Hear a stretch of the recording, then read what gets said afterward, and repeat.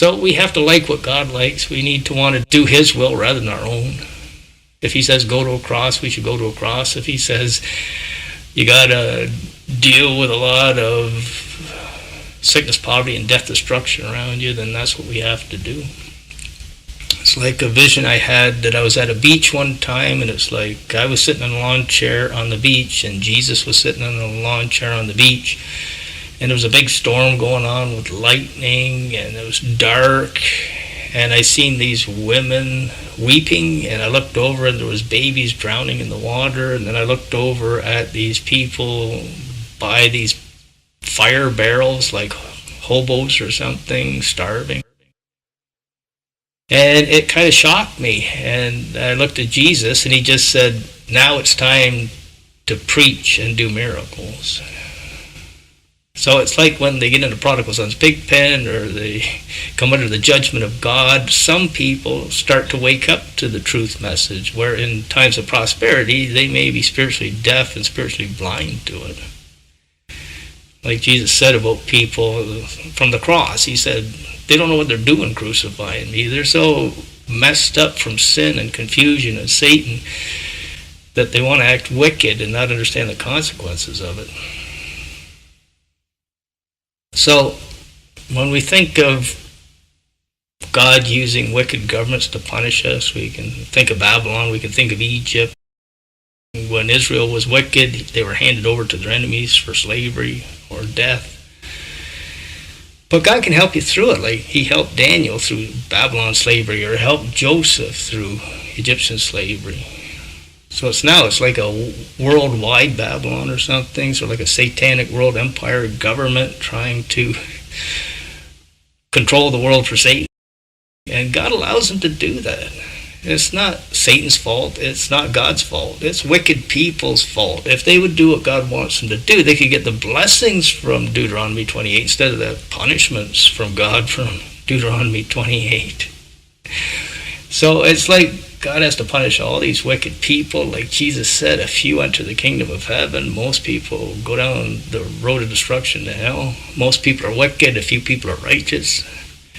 And God has to try to protect the righteous, like Noah on the ark. Well, He punishes the wicked, like people drowning outside the ark. So the future looks like a lot of punishment for a lot of wickedness. Ever since World War II, people have just been getting wickeder and wickeder and wickeder. And don't let Satan say you can't be happy now because you got suffering in your life, or the world's falling apart.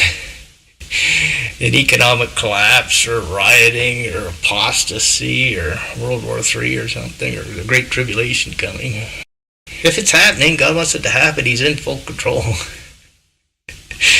World War I, God was in full control. World War II, God was in full control. World War III, He'll be in full control still. It's like when it says in the scriptures, when Satan comes in like a flood, God raises up a standard of power against him. It's like Moses at the Red Sea. You don't need to see the miracle until you need the miracle. So if I don't need the Red Sea to part to save me from an enemy chasing me, then I don't need to see that yet. If I do need to have the Red Sea parted for me to escape from an Egyptian enemy, then it'll happen. It's like a vision I had. It's just like asking God, what does the future look like, Jesus, and getting an answer back. So I had this vision. I was sitting beside Jesus on a park bench. I asked Him the question, what does the future look like, Jesus? And He said to me, economic collapse, famine, rioting, apostasy, and World War III. And I was kind of frightened by that, or said, that doesn't sound so great a future. But then it turned into a vision of me dancing with Jesus around World War III, and there's people getting shot and tanks and bombs going off. And Jesus just says to me, while we're dancing, don't let it bother you, I control it. And then I felt peace. So it's learning, if you're going to prepare for God's judgments on the wicked, which they're not going to be able to handle, and it's just going to destroy them, because God destroys the wicked. But He helps the righteous out when he's punishing the wicked, like the story of Noah. So we have to try to be like a happy Noah. We've got to be hearing God say to us what we need to do to get prepared for what's coming, and just do what he tells us to do. And trust in him fully to help us through it and bring good out of it for us and make us happy in it. Help us not be bothered by it. God has to punish wicked people. It's all through the Bible, and days of Noah, Sodom and Gomorrah.